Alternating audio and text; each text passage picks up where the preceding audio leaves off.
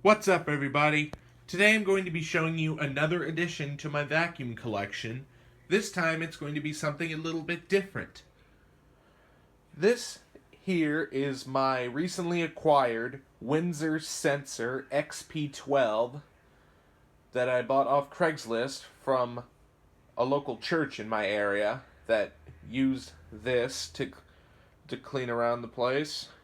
They had this, another XP12, and two S12s. An interesting story for how I got this was this vacuum was really dirty up around the hood area where the vacuum head is, and it was missing a bag door.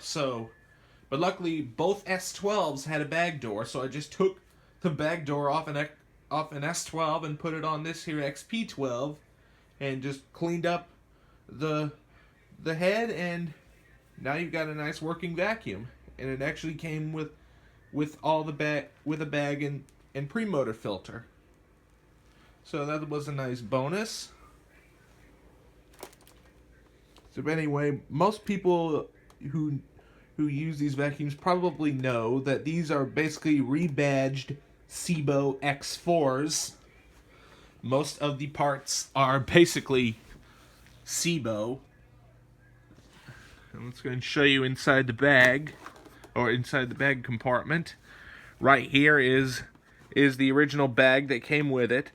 Unfortunately, because I ran out of money and couldn't afford any different bags, it's currently running the generic tough guy bags that are designed to fit these. And believe me, any bag designed to fit a Sebo X1 or X4 will fit these. They have the same size collar, so it'll just slide right on in place.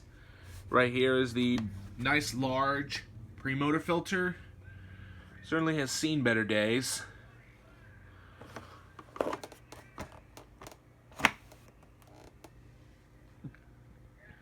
So anyway, right down here, I'm not too sure if this would double as a cleaning handle or a stair cleaning handle, but it looks like it does. But anyway, down here, what makes the XP12s better than the S12s is that they come with automatic carpet height adjustment, controlled by those little two lights right there to let you know that it's adjusting up or down depending on your pile of carpet.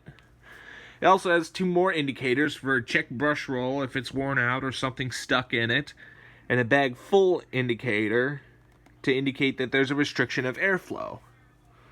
So it's very nice how this vacuum is set up. It alerts the operator if there's something wrong with it, so you don't have to find out for yourself, which not too many people even take the time to do it. So here's the brush roll on it. It's in fairly decent condition. Yeah, I did clean it out when I first got it because it was all filthy. Right here is the servo motor for the automatic carpet height adjustment. This little trapdoor right here is a little piece you open up. If there's a clog in the system, you could basically clean it out right there.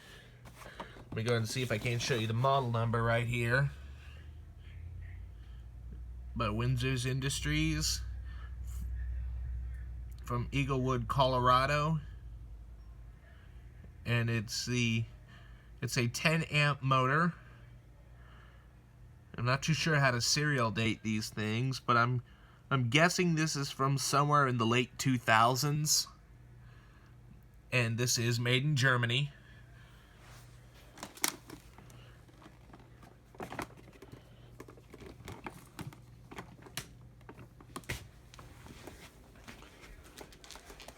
Now, as far as attachments go, I am missing the upholstery tool, and I think some even came with an optional dusting brush that mounts right here on the vacuum handle, but those went missing. I was lucky enough to find this crevice tool from an S12 that the church had. But anyway, let's go ahead and release the cord here. It's got a long 40-foot commercial cord, which I am looking at replacing one of these days. Not that the cord has any frays or anything. Well, the cord's nice and tangled here. Oh, there, it's not tangled. But the main reason why I'm wanting to replace this cord is, one, the cord hook that's somewhere right around here is missing, and also the ground plug has gone missing too. So most people I've seen on some of these sensors, they just chop off the end and splice on an aftermarket plug in that has the ground built into it, and that solves that problem. But I decided to go all the way and replace the cord because it's missing the hook. So that will come in the near future.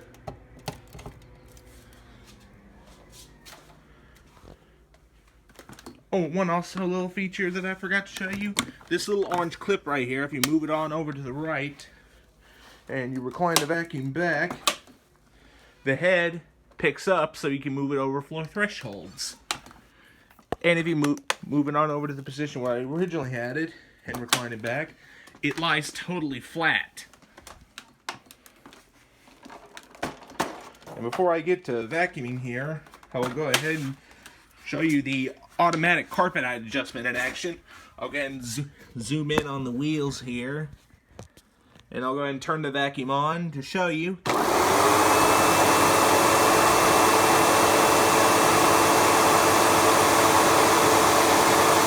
hard to see, but it's slowly adjusting to the carpet tile. When you put it in its upright position, it'll raise up off the carpet. Slowly but surely. Bring it back over to the carpet.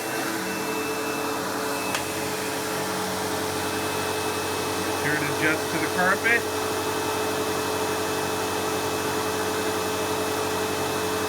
Now we can vacuum.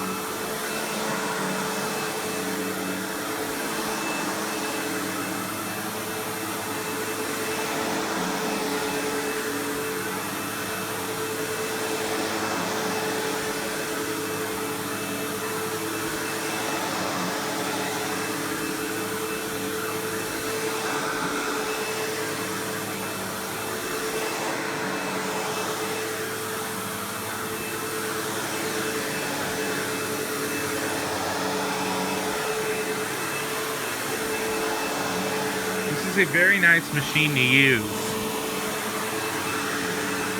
You see right there, it lies totally flat.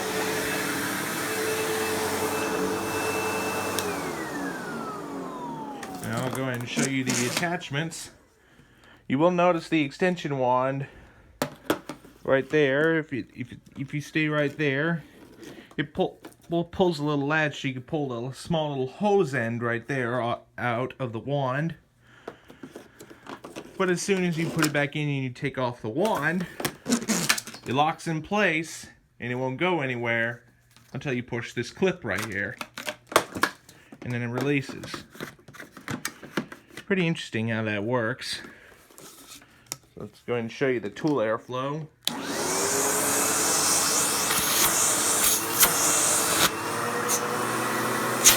There's that bag indicator that came on, so you know the airflow was restricted. All it has is just a crevice tool right now.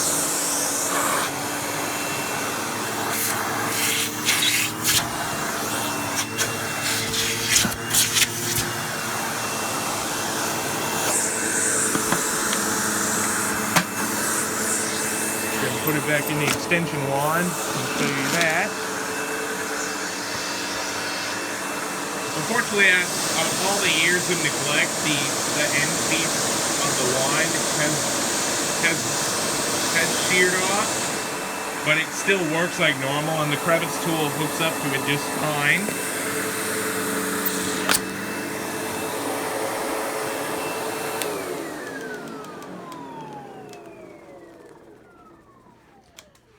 Very nice vacuum.